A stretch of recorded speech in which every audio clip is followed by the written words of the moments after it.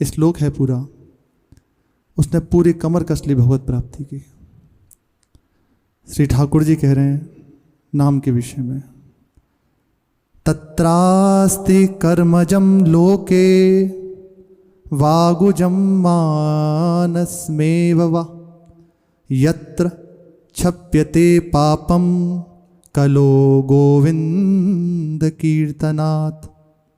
ओ प्रियतम, ये प्रभु के शब्द हैं, अपने जनों को आनंदित करते हुए कह रहे हैं। ये श्री सीताराम ओंकार नाथ जी जो महाराज हैं, उनके हृदय में प्रभु की वाणी स्फुरित हुई है, उनके द्वारा ये हम सब के लिए वचन कहे हुए हैं। प्रभु कह रहे हैं, ओ प्रियतम, रोग शोक अभाव में रात दिन जल रहा है,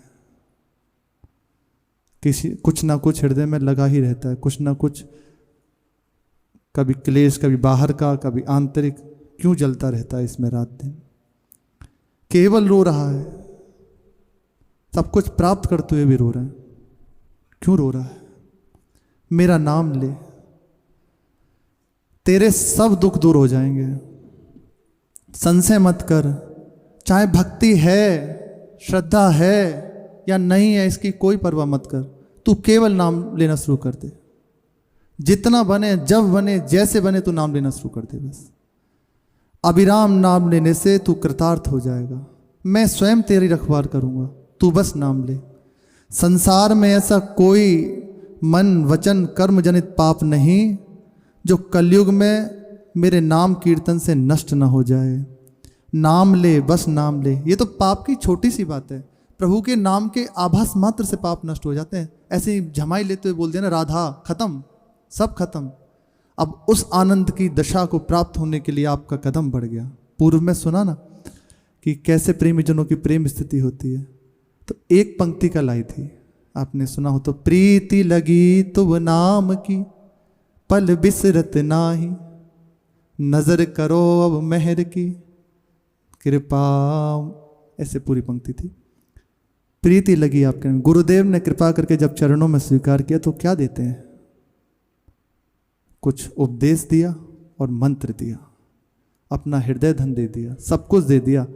अब हमसे गलती क्या होती है, हम सोचते हैं कि ये तो मिल गया, ठीक है, अभी ऐसा क्या शॉर्टकट मारें इससे सीधे जल्दी पहुंचे।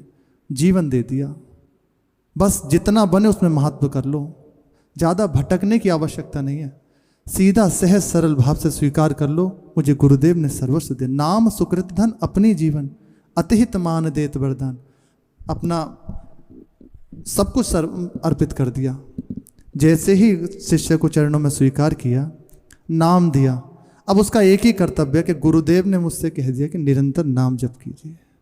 अब ना मुझे सोचना है, सच्ची कहते हैं, आपको ना आश्रय विषय में जानना है कि आश्रय क्या होता है, ना आपको ये जानना कि भगवत प्राप्ति क्या होती है, ना आपको अन्य कुछ जानना है। केवल आपको दिया और बस आप लग जाइए। क्या आश्रय है, क्या भगवत तत्व है, सब हृदय में अनुभूत हो जाएगा।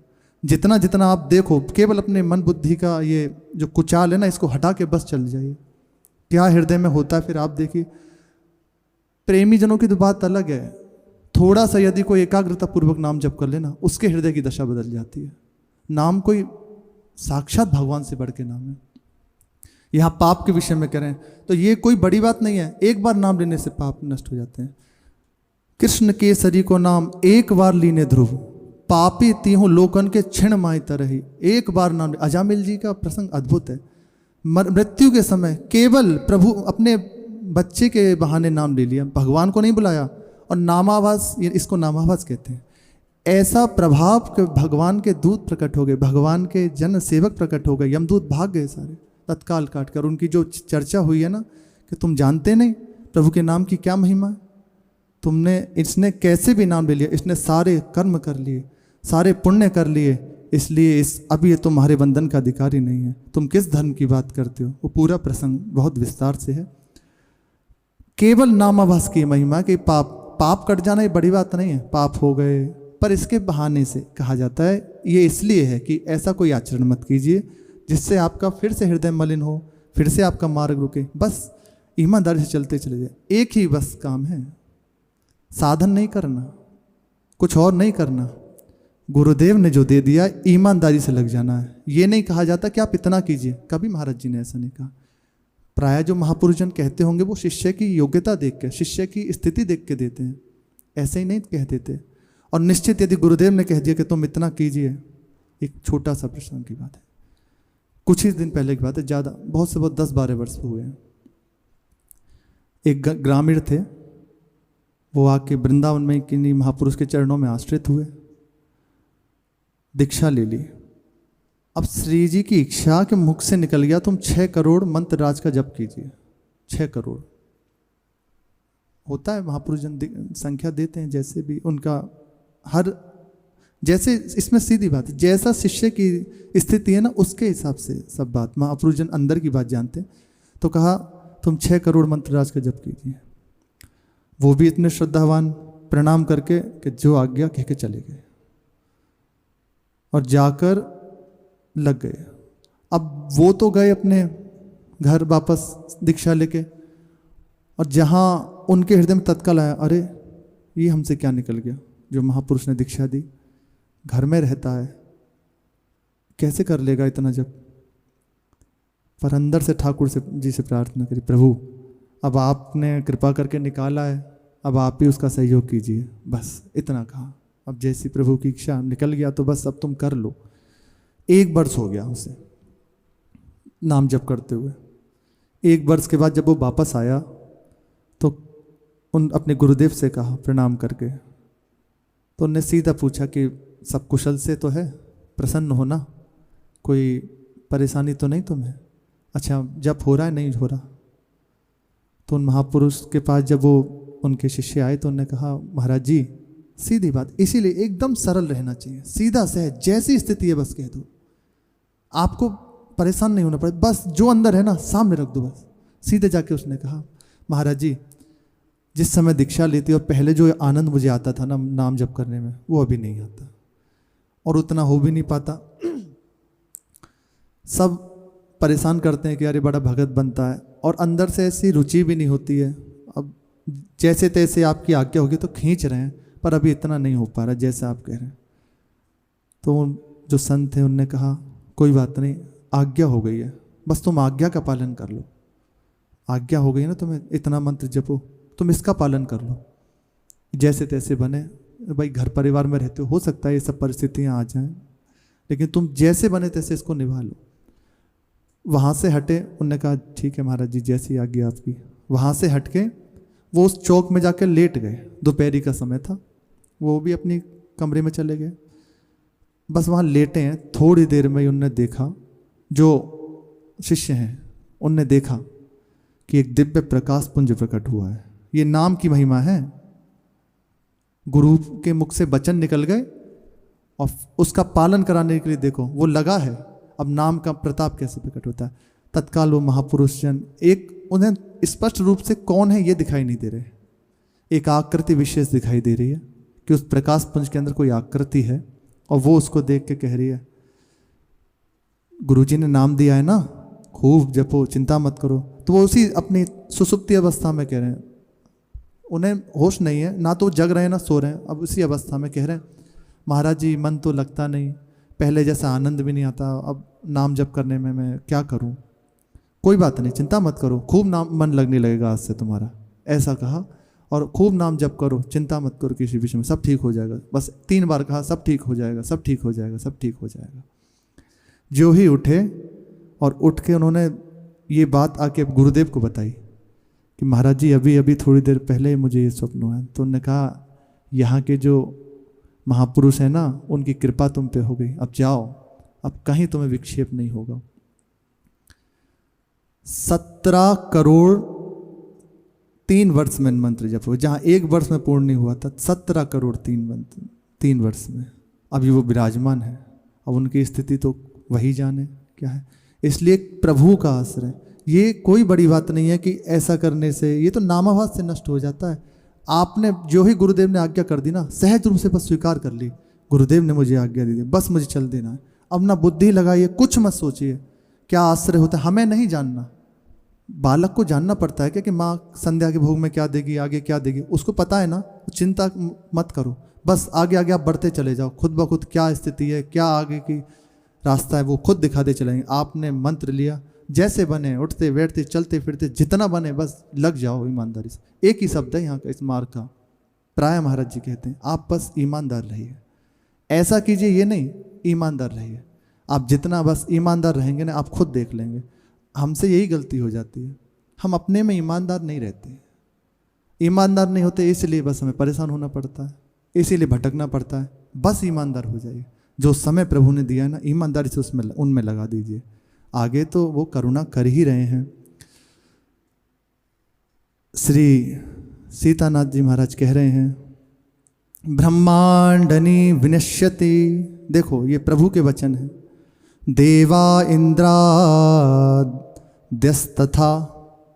कल्याण भक्ति युक्तश्च मद्भक्तो न प्रणश्यति। समस्त ब्रह्मांड नाश हो जाएं तथा इंद्रादि देवतागण विनष्ट हो जाए, उनका विनाश हो जाए, लेकिन मेरा भक्त कल्याणकामी, मेरे द्वारा जो मेरे से भजन में लगा हुआ है, उसकी रक्षा मैं करता हूँ, उसका कभी नाश नहीं हो सकता। एक बार जिसने मुझे स्वीकार कर लेना, एक बार की बात है, बस एक बार जिसने कह दिया ना प्रभु मैं आपका हूँ, उसके अनंत जन्मों की, अनंत काम की, अनंत काल के लिए मंगल की नींव रख गई। श्री राधा बाबा कहते हैं, एक बार जिसने झूठे को कह दिया हंसी में प्रभु मैं आपका हूँ, बस उसका मंगल विधान शुरू हो गया। अब जीवन में जो भी परिस्थिति आती है ऊंची नीची, वो केवल उसको उठाने के लिए है, उसका नाश तो हो ही नहीं सकता, कोई नहीं कर सकता, स्वयं भगवान चाहे नहीं कर सकते। उसका महान मंगल शुरू हो गया। अब जो भी परिस्थिति सामने आती है केवल उसके उठाने के लिए आते हैं। महापुरुषों के जीवन में ऐसा नाम का प्रभाव प्रकट होता है। एक श्री गोरखपुर के पास एक संत हुए, सन्यासी महापुरुष थे, उनके शिष्य श्री राघव दास जी एक बार की बात है बैठे हुए थे अपने आश्रम में। ये नाम की महिमा है, ये कोई आश्चर्य की बात नहीं है, अभी हम सबके संग में विराजमान है, बस दृष्टि हो तो हम देख पाएं, हम सबके साथ में रहते हुए। यहीं की कह रहे हैं, 300 माला नाम जप की, उन्हें आनंद नहीं मिल रहा। 50, 60 माला मंत्र की, सारी सेवा करते हुए 200, 250, 300 माला, छोटे छोटे बच्चे हैं, उनके मिल रहा है ना, उन्हें अंदर है ना नाम में प्रीति, तभी तो लग रहा है बस पकड़ लिया ना, नाम पकड़ता जा रहा है। उन्होंने नाम को पकड़ा, जितना जितना नाम पकड़ता जा रहा है मन को, अब अंदर बस चल रहा है। उठते बैठते दोपहर में सोते नहीं है बिल्कुल भी, थोड़ी देर सो लिए, थोड़ा प्रसाद पा लिए, बस लगे हैं अपने रातें। ये अनंत महिमा है नाम की। एक बार बस कूद पड़े तो बस लग जाइए, सब आ जाएगा। वास्तविक कहते हैं, गोस्वामी जी महाराज कहते हैं ना, विश्वास करी सब आस परिभरी ते दास दिन के हो ही रहे। जप नाम जप, विश्वास कर लो प्रभु के हैं हम, उनका नाम जप करो, सारा मंगल आपके हृदय में प्रकट हो जाएगा, निश्चिंत हो जाइए। उन महापुरुष के पास एक पहलवान जी आते थे। अब उस समय उनके रोम रोम से जप हो रहा था। अब देखो मुख से ही जप नहीं हो रहा, अंगूठा, पैर का अंगूठा ऐसे ऐसे इतनी तेज हिल रहा था, वो जप कर रहा है प्रणव का। तो उनने कहा, पहलवान जी इसको रोक तो दो जरा, ये बहुत तीव्रता कर रहा है। पूरी सामर्थ्य लगा दी पहलवान जी ने, वो अंगूठे को नहीं रोक पाए, अब खुद भी उसके साथ हिलने लगे। प्रणव का जप हो रहा है। बोले तुम्हारा बल किसी काम का नहीं है इस मंत्र के बल के आगे।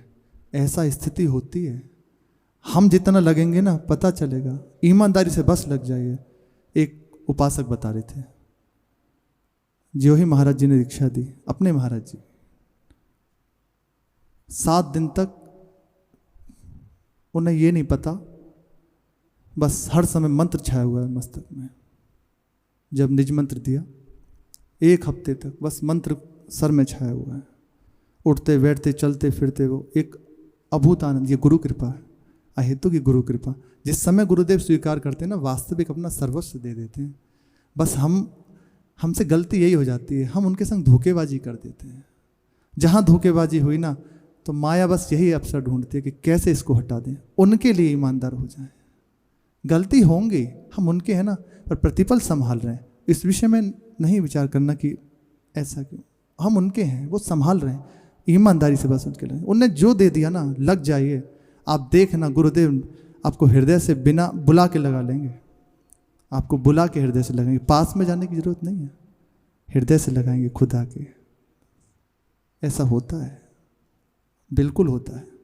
बस विश्वास करके, तर्क वितर्क ना करें, विश्वास करके चल दें बस ईमानदारी से, ईमानदारी से, बस ईमानदारी से लग जाए। एक ही शब्द है, ईमानदारी से लग जाए। हम अपने लिए जितने ईमानदार हो जाएंगे ना, प्रभु की करुणा उतनी दिखने लगेगी। वो है, वो ऐसा नहीं कि हमारे कुछ करने से प्रकट होगी, हमें स्पष्ट रूप से अनुभव होने लगेगी कि हाँ उनकी करुणा है। श्री बाबा कह रहे हैं, अगम यद्वा अलभ्य लाभ मानिके निराश मत हो बैठना। आप सोचो ये तो अगम है, बड़ा दुर्लभ है, मैं कैसे प्राप्त कर सकता हूँ, इसको निराश मत होना, ये निराशा मत लेना। उपासक के जीवन में कुछ भी परिस्थिति हो जाए, कभी निराशा नहीं आनी चाहिए। उसके हृदय में उत्साह बढ़ता ही रहना चाहिए कि ठीक है, कोई बात नहीं, गिर गए, अब फिर आगे बढ़ेंगे। कभी निराशा नहीं, दृढ़ भरोसा प्रभु के चरणों का और उनके प्रदत्त उपासना में पूर्ण अपनी आसक्ति। कभी कोई नहीं गिरा सकता, कभी निराशा नहीं होना चाहिए, निराश मत होना। श्री सद्गुरुदेव के अनुग्रह बल पे पूर्ण विश्वास करके। हर महापुरुष मुक्त कंठ से गाता है अपने गुरु की महिमा। उसके हृदय में जिस समय जागृत होता है ना वो करुणा कृपा का प्रसाद, तो बस एक ही शब्द कहता है, गुरु कृपा से सब कुछ पा लिया। जितना जितना अनुभव करते जाएं, देखें हम अपने हृदय को, बस एक ही शब्द दिखाई दे, गुरु कृपा ही केवल, दूसरा कोई शब्द नहीं दिखेगा। गुरु कृपा के बल पे पूर्ण विश्वास करके और प्रतिपल संभाल रहे हैं, वास्तविक संभाल रहे हैं, दोनों बाहुएं लगा के संभाल रहे। कहीं त्रुटि होती है बस दृष्टि बक इसलिए होती है कि तुम ना भटको, उनका दुलार है ये। कभी कभी डांट देना तो समझ लो वो नष्ट हो गया, अब वो तुम्हें गिरा नहीं सकता। डांट दिया ना, दुष्ट कहीं का, कहते हैं ऐसा और ऐसे चलता है, वो बस बचा लिया तुम्हें। जो वृत्ति, जो अपराध बनाना, जो नष्ट करता आगे, उसको बचा लिया, सभा में डांट के खत्म कर दिया एक क्षण में, अपार करुणा में। भगवान से बढ़ के हैं, भगवान रुष्ट हो जाते हैं, नहीं चल भोग, गुरुदेव रुष्ट नहीं हो सकते। भले दिखाई दे रहा है कि एकदम अरे क्या हो, लेकिन नहीं, उनका उस समय अति दुलार प्रकट हो रहा है तुम्हें बचाने के लिए। इतना दुलार है कि आपसे ज़्यादा प्यार। सोचो हम गलती कर रहे हैं, कौन देख रहा है? जो करें किसको मतलब, घर के जनों को मतलब नहीं होता, लेकिन गुरुदेव एक एक वृत्ति पे दृष्टि है। तुमने ऐसा सोच कैसे लिया? जितना कह रहे हैं बस उतनी आज्ञा में, यदि आज्ञा उल्लंघन करोगे बस हमसे बुरा कोई नहीं। क्यों? यदि तुम आज्ञा उल्लंघन करोगे तो तुम गिरोगे, हम तुम्हें नहीं पकड़ पाएंगे, पकड़े तो हैं, तुम अनुभव नहीं कर पाओगे। उनकी ऐसा नहीं है कि वो छूट जाएगा, उनका कोई ऐसा साधारण पकड़ नहीं होती, बस तुम अनुभव नहीं कर पाओगे। तुम्हें लगेगा कि यार मैं इनकी शरण में हूं, मुझे बचा नहीं पाए, इसलिए उनकी दृष्टि वक्र है। होश में रहो, बिल्कुल सावधान होकर चलो, उनकी करुणा पे पूर्ण विश्वास करके बस बढ़ते चले जाओ। पूर्ण तत्परता के साथ साधन में लगी जाओ। साधन, हम कोई साधन नहीं करते, हम तो जो आज्ञा हुई है उसमें लगे हुए हैं। साधन से हमें कुछ नहीं मिलना, हमें गुरु कृपा से सब मिलना है। और अब भी जो कुछ मिल रहा है गुरु कृपा से मिल रहा है, हमें कोई साधन से थोड़ी मिला है। पूर्ण उनकी कृपा पे विश्वास करके उनने जो दिया उसमें लग जाइए। फल तो तुम्हारी योग्यता एवं पूर्ण लगन को इंतजार कर रही है। फल की चिंता मत करो, आप जितने ईमानदार हैं ना, बस इंतजार कर रहा है, जो ही उसकी पूर्णता होने को आई सामने प्रकट हो जाएगा।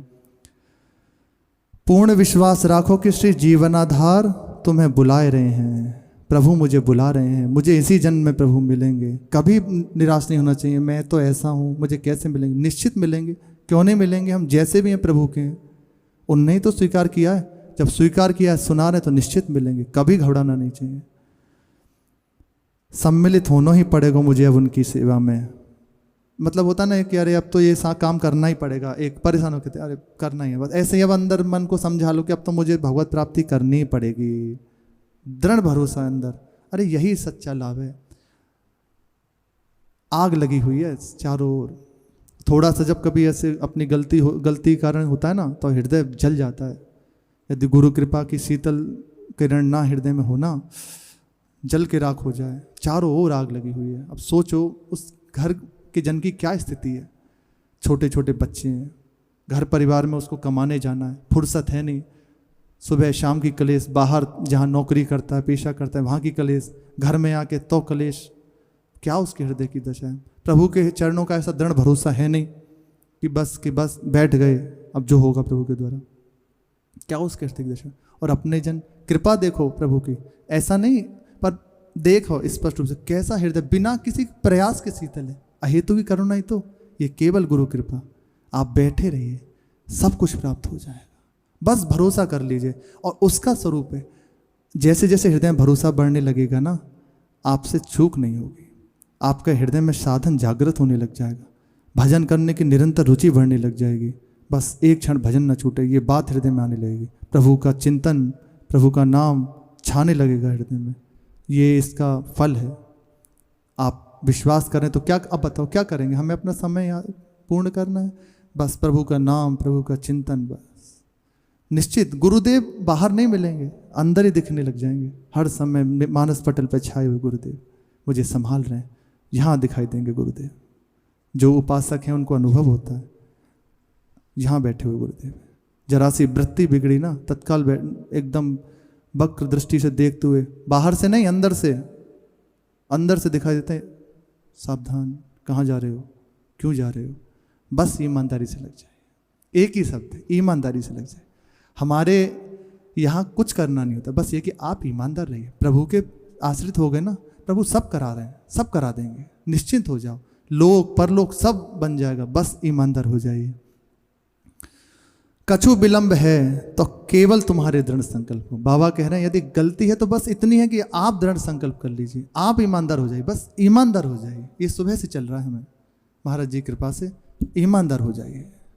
जितने आप ईमानदार हो जाएंगे, आपको कुछ नहीं करना पड़ेगा। बस जो हुआ छोड़िए, जो होगा उसके लिए छोड़िए। आज ये क्षण हमारा ईमानदारी में प्रभु के लिए बीत जाए, यही है बस, और कुछ नहीं है। वास्तविक ईमानदारी तो इसी में अनुभव होने लगता है। कितनी करुणा है, बैठे बैठे सहज आनंद हृदय में, बिना किसी प्रयास के।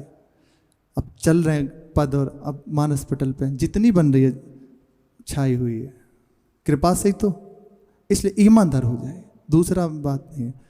चलते हैं श्री ग्वारिया बाबा के, आज का प्रसंग है भक्तों में श्री ग्वारिया बाबा जी महाराज। एक सरोवर है जिसके अंदर बहुत सारे घड़ियाल हैं। उस घड़ियाल से भरे हुए सरोवर के बीच में एक युवक खड़ा हुआ है, एकदम समाधिस्थ है। उसकी दृष्टि उस जल के ऊपर ही है। बाहर से एक राजा का सैनिक कह रहा है, अरे बाहर आ जा, क्यों उसमें मरने के लिए तैयार खड़ा है तू? कौन है, क्यों हमें परेशान कर, बाहर आ जा। पर उन्हें कुछ सुनाई नहीं दे रहा, कोई मतलब नहीं वो कौन क्या कह रहा है। ना उन्हें इस बात का भय कि घड़ियाल खा जाएंगे, ना बाहर से जो बुला रहा है उसके कोई चिंता है। अंदर से बस वो अपनी स्थिति में डूबा है। राजा के पास खबर गई, दतिया के राजा के पास बुलाया गया। राजा आके कह रहा कि तुम्हें दंड देंगे, हमारी क्यों मरने के लिए तैयार हो गए हो? पर राजा ने जो ही भक्त राजा हैं देखा कि कोई महान भक्त है, उनका वैराग्य, उनका तेज देख के राजा ने कहा इनको निकालो और महल में लेके आओ। और इतनी आज्ञा देके राजा चले गए वापस। नवयुवक बाबा दतिया राज्य में सबकी चर्चा का विषय बन गए। कोई कहता है अपने घर परिवार से क्लेशित होकर आत्महत्या करने के लिए आ गए हैं। कोई कहता है कि निश्चित है किसी ने इनका अपराध कर दिया है, इसलिए अपने आप को असह मान कर या आत्महत्या करना चाहते हैं। जितने जन उतनी बातें हो रही हैं, पर सच्ची बात क्या, ये केवल या तो प्रभु जानते हैं या वो महापुरुष जानते हैं। उनको निकाला गया और निकाल कर राजा के महल में ले जाया गया। राजा ने देख लिया था, समझ गए थे, अपने सिंहासन पे बिठा कर और कहा महाराज आज से इस राज्य आपके चरणों में, आज से मेरे संग रहिए, यहाँ रहिए और हमारे आज्ञा उपदेश दीजिए अपने। तो राजा अधिक से अधिक उनका संग करने लगा। देख लिया, समझ गया ये कोई महापुरुष है, कोई साधारण स्त्री के जन नहीं है, कोई ये साधारण जन नहीं कि अपने मरने के लिए आ गया है। उनका आग्रह देखकर उन्होंने स्वीकार कर लिया कि ठीक है, जैसी आपकी आज्ञा। बाबा वहीं रहने लगे, दतिया में, सबके निवास उनके साथ में। राज्य का संचालन भी राजा उनसे पूछ के करता, कैसे मुझे राज्य करना चाहिए। अब कुछ भी उसको करना है तो पहले उनकी आज्ञा लेता, ये अपनी परंपरा है। इसलिए हर किसी को चाहिए गुरुदेव का अनुशासन जरूर अपने मस्तक पर रखें। कुछ भी करना है हमें अपने गुरुदेव से एक बार आज्ञा ले ले। समझ लो कुछ भी यदि हृदय में भी स्फुरित हो रहा है तो डर जाए पहले एक बार, गुरुदेव के बिना आज्ञा के नहीं। देखो भगवान राम हैं और भी बड़े बड़े महापुरुष, सबके ऊपर कोई ना कोई विराजमान है। उनकी आज्ञा लेके राजा सारे कार्य करता। ये जो युवक हैं इनका जन्म 1843 के लगभग बुंदेलखंड के एक ब्राह्मण परिवार में हुआ। बचपन में ही उनके ऐसी स्थिति कि संसार से कोई राग नहीं है, एक उपरति। ये पूर्व जो महापुरुष जन होते हैं ना उनकी ऐसी स्थिति होती है, पूर्व में भजन करके सिद्ध हो चुके या कुछ भजन की सिद्धि रह गई है उसके लिए आते हैं और जन कल्याण के लिए प्रकट होते हैं, हम सबको भगवत की सेवा में लगाने के लिए। उनकी उदासीन वृत्ति देखकर पिताजी को चिंता हुई और बहुत अल्प अवस्था में उनके विवाह कर दिया गया। जिस समय उनके पुत्र होना था, श्री जो ग्वारिया बाबा इनको कहा जाता है, उस समय इनकी दृष्टि गई। वो पीड़ा देख के, प्रसव की पीड़ा देख के बाबा विकल हो गए। ऐसी भयानक देख के स्थिति देख के बाबा इतने विकल हो गए, तत्काल सब कुछ छोड़ छाड़ के वृंदावन आ गए। वहीं से चारों ओर भ्रमण करते हुए वहीं ये दतिया गांव में पहुँचे। दतिया में उसी सरोवर में खड़े हुए थे, वहाँ यहाँ से इनकी यात्रा शुरू हुई। बस इतना इनका पूर्व प्रसंग कहा गया है कि अपने घर में जो स्त्री थी उसका प्रसव देखकर बाबा के हृदय में संसार से इतना वैराग्य हो गया, उसकी पीड़ा देख के कि इतना संसार दावा नल लीक लोड महान आ गए, वास्तविक आ गए। हृदय राग द्वेष से जब जलता है ना, अरे उनसे पूछो कैसे व्यर्थ में जलते रहते हैं, कोई मतलब नहीं। बाहर के कष्ट, अस्पताल चले जाओ, देखो कैसी स्थिति होती है। कई बार हमें तो सबको ही मिलता है सौभाग्य, सब जाते हैं, पर यह है कि दृष्टि है कौन किस भाव से देख रहा है। कोलू टूट गया, ये जो कोलू है ना ये टूट गया, एक वृद्ध का, 60 वर्ष के होंगे, 60-65 वर्ष, चलने की हिम्मत नहीं। अब उल्टे पड़े हुए हैं, उस पर स्ट्रेचर कहते हैं, उस पर बैठे उल्टे पड़े हुए, बस करहा रहे हैं, बहुत बुरी दशा। पानी के लिए चिल्ला रहे थे एक वहाँ, पानी दे दो पानी दे दो, और पानी दें तो वो रोग है ऐसा बढ़ जाएगा। केवल पानी की मांग करते करते मर गया। उठा पानी पानी करते और बस चिल्ला, सब जन बैठे हैं देख रहे हैं, ऐसे यही की बात है, पुकारते मर गया। बहुत बुरी दशा। अपने तो बचे हुए हैं कृपा से, वास्तविक बस गुरु कृपा की छांव में बैठे हुए हैं, अपने को कुछ पता थोड़ी है। ये तो जितना बस सुनते हैं देखते हैं तब है। बहुत बुरी दशा है। जरा सा देखो बुखार आ जाए या कोई कष्ट हो तो कैसी स्थिति होती है, भगवान ही संभाले हुए। उन युवक जो उनने देखा अपनी स्त्री के वो पीड़ा देख के अब सह नहीं पाए, तत्काल छोड़ के घर चल दिए। यात्रा करते हुए दतिया पहुंचे और दतिया के राजा के साथ उसके राज्य में सहयोग करने लगे। बाबा को संगीत बहुत प्रिय था। अब सीखें कैसे, पूर्ण संगीत सीखना है तो वहाँ से कुछ समय के लिए अंतर्ध्यान हो गए और कुछ पर्वतों की ओर चले गए। 3 वर्ष तक उस नाद सिंधु का साक्षात्कार करने के लिए, संगीत का साक्षात्कार करने के लिए बाबा ने तपस्या करी। देवी प्रकट हुई और पूर्ण संगीत का बाबा को अनुभव हो गया। बचपन से ही बाबा के अंदर श्री कृष्ण प्रीति थी, श्री ठाकुर जी के प्रति सख्य भाव था। निकटवर्ती पर्वतों के गुप्त स्थानों में रहकर बाबा 3 वर्ष तक तपस्या करते रहे और अंत में अधिष्ठात्र देवी की कृपा से उनकी मनोकामना पूर्ण हुई। नाद सिंधु का दर्शन प्राप्त कर बाबा वृंदावन चले आए। बाबा को जो ही साक्षात्कार हुआ उस तत्व का, संगीत के तत्व का, बाबा वृंदावन चले आए, फिर नहीं रुके। वहाँ रास मंडलियों के स्वरूपों को सेवा करने लगे। रास मंडलियाँ बनाते और लीलाएं कराते ठाकुर जी की, उनको शिक्षा देते, संगीत सिखाते, जो रास के आचार्य होते हैं उनको प्रशिक्षण करते। बहुत जल्दी बाबा की ख्याति चारों ओर फैल गई। बड़े बड़े संगीतज्ञ बाबा से चर्चा करने के लिए आने लगे। बड़ी बड़ी संगीत की गुत्थियां बाबा ऐसे सुलझा देते। एक बार की बात है, श्री विष्णु दिगंबर जी, ये देश के बहुत बड़े संगीतज्ञ, ये आए तो बाबा रेणुका पे, यमुना जी की रेणुका पे बैठे हुए अपने प्रभु के श्री ठाकुर जी के कुछ पद गा रहे थे एकदम मस्ती में।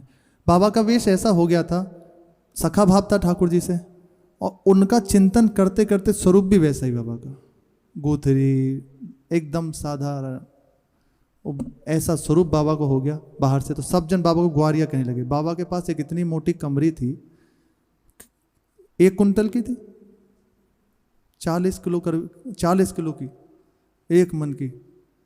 एक बार बाबा रेल यात्रा कर रहे थे तो रेल में कहा कि ये आपका सामान नहीं जा पाएगा। तो क्या, अच्छा लगेज मत ले जाओ हमारा। उसको खोला, सर पे बांध लिया बाबा ने। बोले अब तो चली जाएगी। अद्भुत महापुरुष, इतनी भारी कंथा अपना लेके पूरा चल दिए।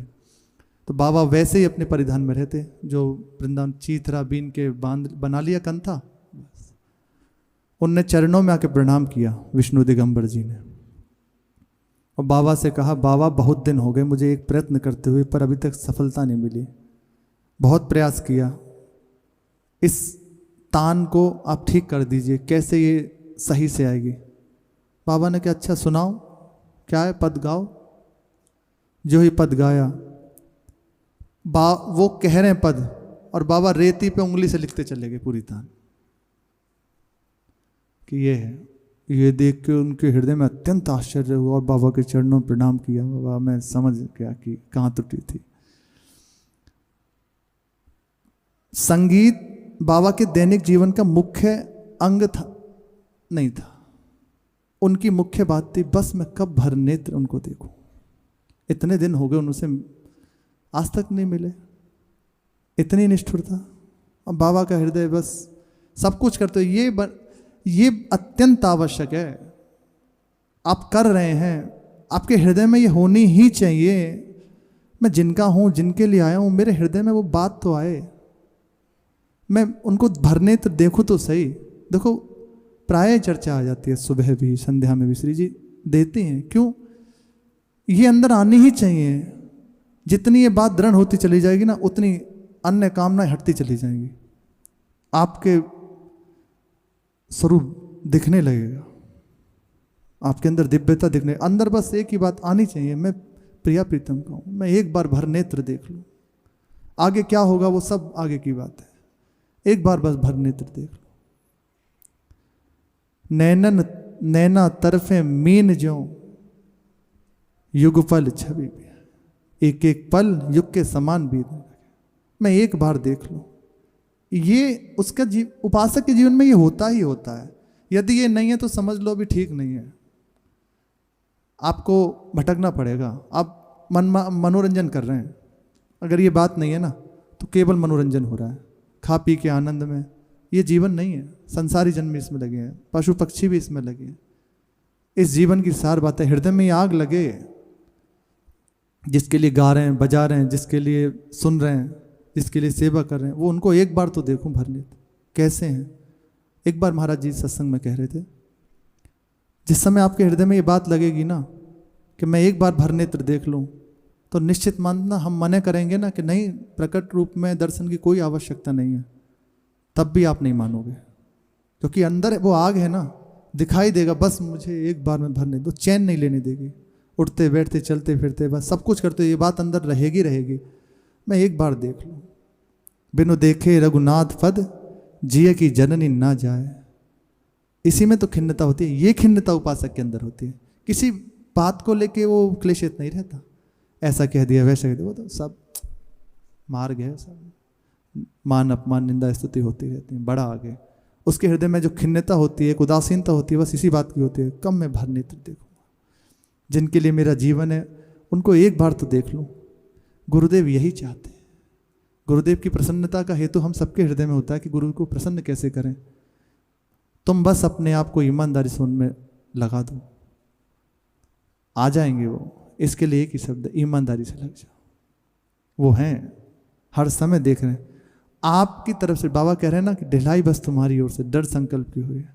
जहां दृढ़ संकल्प बना तो निश्चित वो सामने है।